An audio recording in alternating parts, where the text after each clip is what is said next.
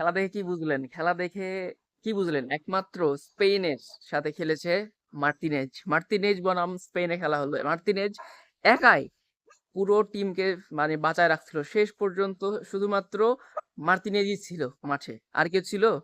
আর থাকলে ছিল Spain. Spain বল পাইলো মার্তিনেজকে দেয়, আর্জেন্টিনা বল পাইলো মার্তিনেজকে দেয়। কি ঠিক না? মানে আর্জেন্টিনা ঘুরে ফিরে শেষ অপশন হচ্ছে মার্তিনেজকে দিয়ে পাস করে দেওয়া। মার্তিন আবার তখন একটা লম্বা শট না। এই তো খেলা।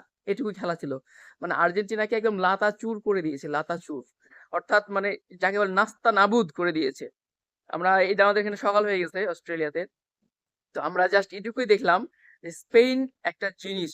স্পেন পুরো দলটা যেভাবে আর্জেন্টিনাকে আজকে মানে নিয়ে খেললো পুরা মানে ম্যাচে, আর্জেন্টিনা মনে হচ্ছে একটা বাচ্চা স্পেনের কাছে।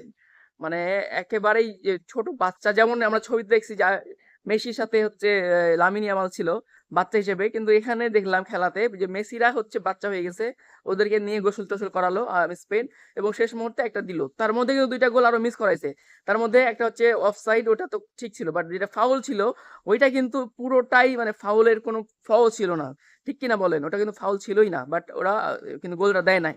মানে কতটা চেষ্টা করেছিল, যাই হোক মানে আর্জেন্টিনাকে জেতানোর জন্য, কিন্তু পারে নাই। শেষ পর্যন্ত স্পেনই জিতলো।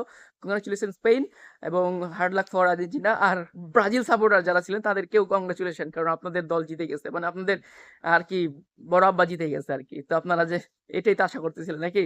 আসসালামু আলাইকুম।